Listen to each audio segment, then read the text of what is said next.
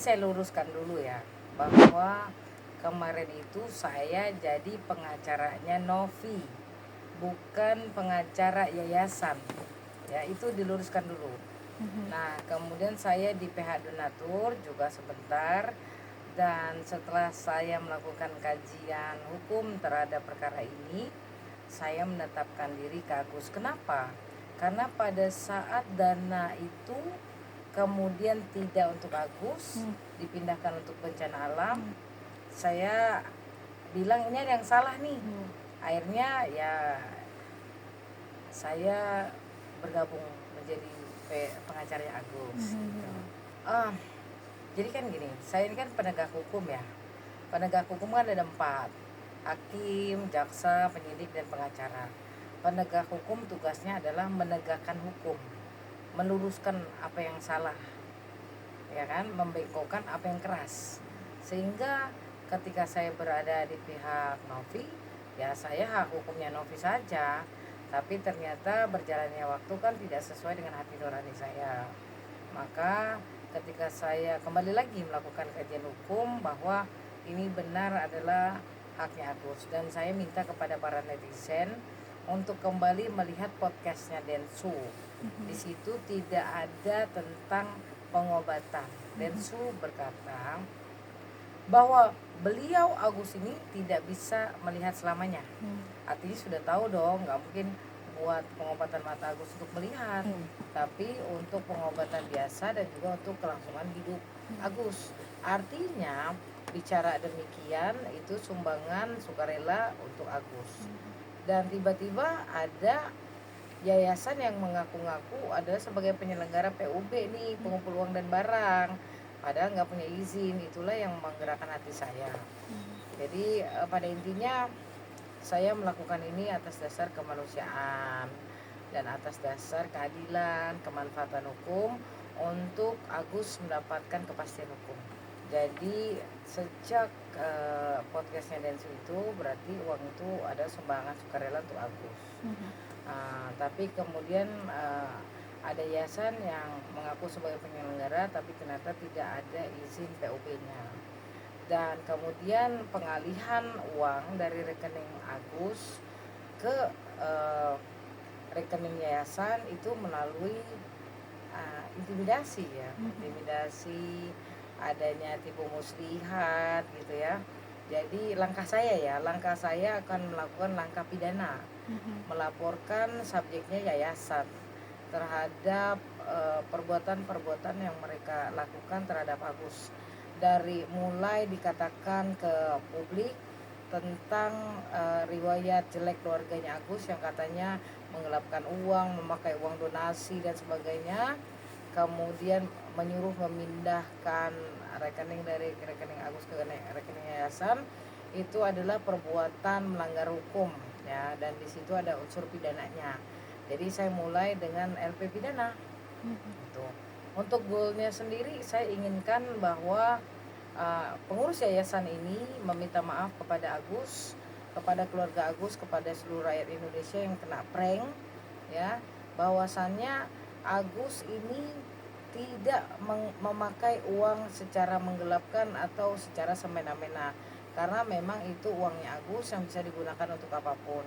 Justru bahkan yayasanlah yang melakukan penggelapan, pasal 372 KUHP tentang penggelapan, karena secara penyelenggara yayasan tersebut bukanlah penyelenggara, secara hukum tidak ada izin pengumpulan uang dan barang. Jadi tidak ada hubungan hukum antara Agus dan yayasan. Kemudian pasal 378 KUHP tentang penipuan, di mana yayasan ini seolah-olah ya menggunakan martabat paslu mengatakan penyelenggara dan meminta Agus untuk memindahkan uang dari rekening Agus ke yayasan, melakukan tipu muslihat di sana. Makanya 378 penipuan. Kemudian kita beralih ke pasal Undang-Undang Nomor 8 Tahun 2016 tentang disabilitas.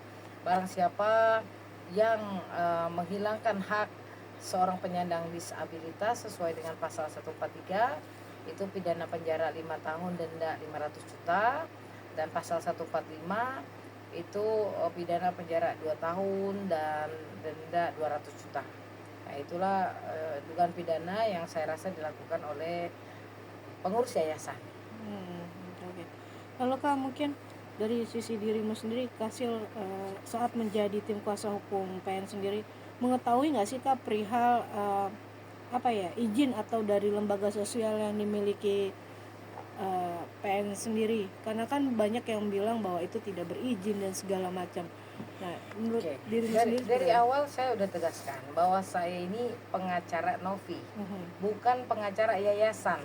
Jadi persoalan yayasan pada saat itu dipegang oleh Brian Praneda ya, pengacara yayasan. Sementara saya adalah pengacara Novi yang tugasnya memberikan edukasi hukum, pandangan-pandangan hukum di Komal-Komal. Komal-Komal menjaga Tenovi dari misalnya perkataan-perkataan yang tidak baik, kemudian edukasi hukum yang tidak benar, cuma itu aja. Jadi masalah itu saya tanyakan langsung pada klien, jawabannya ada. Tapi saya mintakan tidak juga kunjung diberikan. Jadi saya sesuaikan dengan pernyataan klien bahwa betul ada. Dan saya pikir klien gak mungkin bohong dong, kan gitu. Jadi saya menjalani profesi saya atas dasar pernyataan dan jawaban dari klien. Saya luruskan dulu ya, bahwa pada saat saya menjadi pengacara Novi, tidak ada rahasia dan tidak ada yang diungkapkan tentang uang donasi. Tidak ada, karena saya bukan pengacara yayasan. Tidak ada tentang nilai rupiah yang diceritakan kepada saya. Gitu. Saya bahkan tahunya dari media juga ini. Ya. Dan bahkan ketika saya menjadi PH donatur pun dari gugatan bahwa ternyata digugat bukan uang 1,3 tapi 138 juta. Begitupun laporan ke Polda bukan tentang uang 1,3 tapi uang 138 juta. Jadi saya luruskan dulu. Jadi pada saat saya menjadi pengacara Novi, tidak ada rahasia yang saya bongkar hingga hari ini.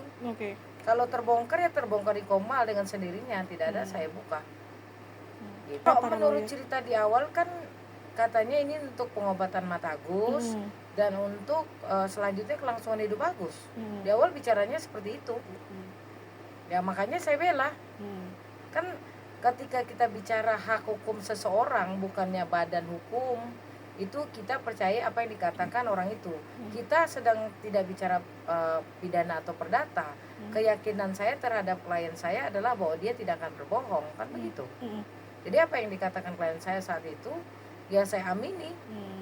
Karena memang surat kuasanya adalah tentang edukasi hukum ya, tentang menjaga hak hukum klien saya, tidak ada yang lain. Bukan saya disuruh menjaga yayasan, tidak.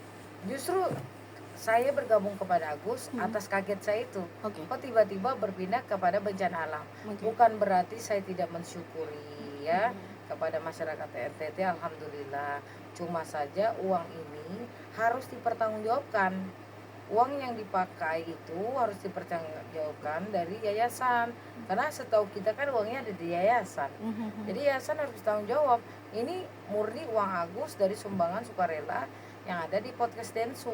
Yayasan bukan sebagai penyelenggara dan dia nggak boleh pegang uang itu apalagi sampai menggunakan.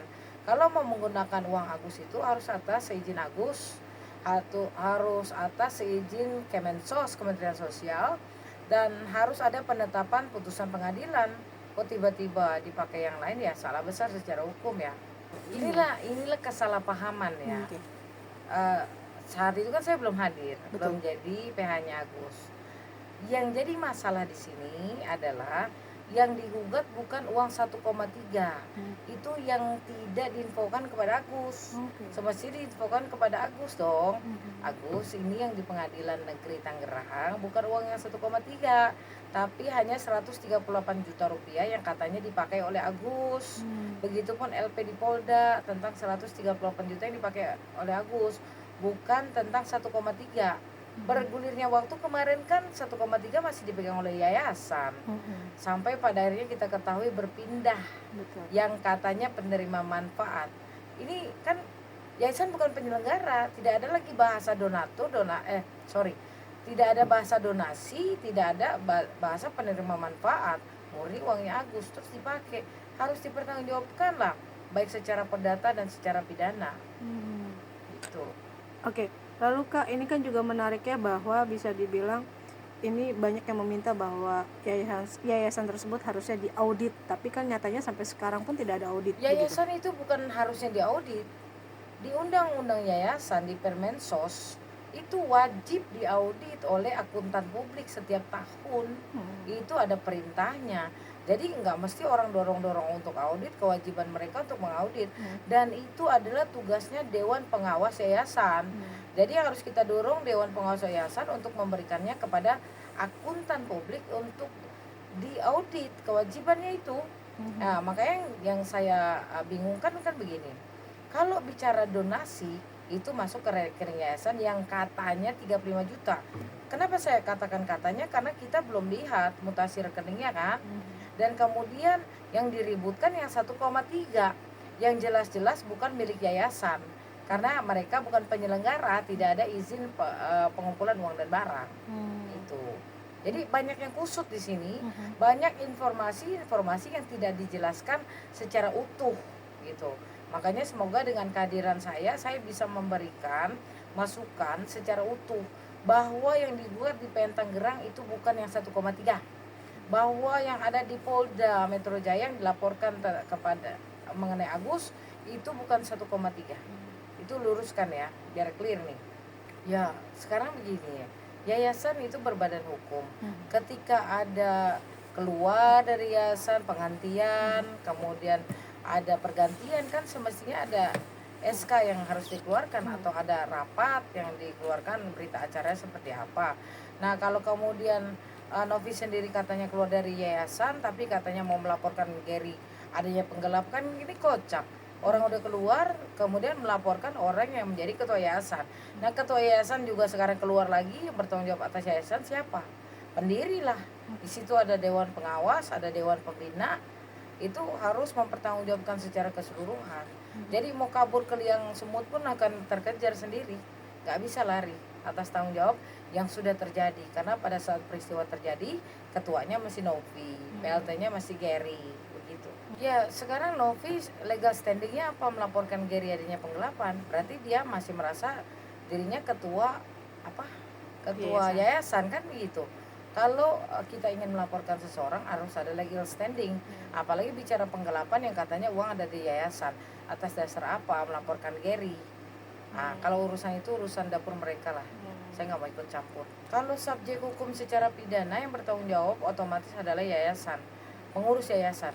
Itu saja, tidak ada yang lain. Karena kalau kita kepada Densu itu nggak ada mens rea, nggak ada niat jahatnya. Densu di awal sudah hanya ingin membantu Agus meringankan beban hidupnya ya, untuk pengobatan, untuk kelanjutan hidup, dan bahkan kita juga tidak menyalahkan Pablo Benua CS karena beliau hanya ingin memastikan uang ini penetapan di pengadilan mau dikemanakan, kan seperti itu. Jadi banyak framing di masyarakat yang akhirnya menghujat mereka, padahal secara hukum mereka nggak ada yang namanya hubungan hukum gitu. Hubungan hukumnya hanya Agus dengan Novi apabila secara pidana ya, karena uang Agus disalahgunakan dengan cara menipu, kan begitu. Makanya pasal 372 KUHP dan pasal 378 KUHP masuk gitu. Berarti memang rencananya dari tim kuasa hukum Agus sendiri memang sudah siap untuk melaporkan pihak-pihak tersebut yang merugikan Agus seperti Novi, lalu Gary, pengurus yayasan yang kemarin itu terlibat atas dasar pemindahan uang. Dan kemudian siapakah yang menggunakan uang itu tersebut otomatis atas dasar persetujuan yayasan. Karena yang kita ketahui uang ada di yayasan lah yang harus bertanggung jawab. Udah itu aja. Oke. Ya. Oke. Baik, mungkin Kak terakhir kedepannya seperti apa sih nanti ini supaya Agus juga akan bisa menerima haknya kembali begitu Kak? Ya, saya akan melakukan tindakan. Saya akan melakukan tindakan, melaporkan secara pidana 4 pasal berlapis, dan kemudian akan meminta pertanggungjawaban pengurus yayasan untuk meminta maaf kepada Agus dan keluarga akibat perbuatan mereka mengatakan ini untuk pengobatan mata Agus, dan akibat mereka mengumumkan di YouTube dan media sosial mereka bahwa Agus telah menyalahkan uang donatur Agus dan keluarganya, menyebabkan Agus dibenci dan dibully oleh netizen seluruh rakyat Indonesia. Maka pengurus yayasan harus minta maaf secara terbuka di televisi nasional maupun di media-media online kepada Agus dan keluarga, dan juga kepada Agus garis keras yang juga ikut dibully selama ini, karena saya yakin kebenaran akan menemukan jalannya. Kejahatan tidak ada yang sempurna dan Allah tidak tidur. Agus dan keluarga, saya bersama kalian semua dan juga Agus garis keras. Ya, maka dari itu saya kan nggak tahu ya kuasa hukum Novi atau kuasa hukum yayasan. Mungkin kalau kuasa hukum yayasan sudah selesai ya, Novi udah keluar. Kalau menjadi kuasa hukum Novi, ya atas dasar apa? Kalau memang atas nanti adanya laporan ya, atau adanya yang lain, ya kalau mesti memang berhadapan dengan saya, berhadapan, karena inilah tugas pengacara. Di dalam suatu kasus kita bertentangan, tapi di dunia nyata kita berteman. Saya dengan Bang Riki Sitohang, abang saya itu gitu. Jadi jangan lupa untuk subscribe Cumi Cumi. Ditekan ya tombol lonceng merahnya.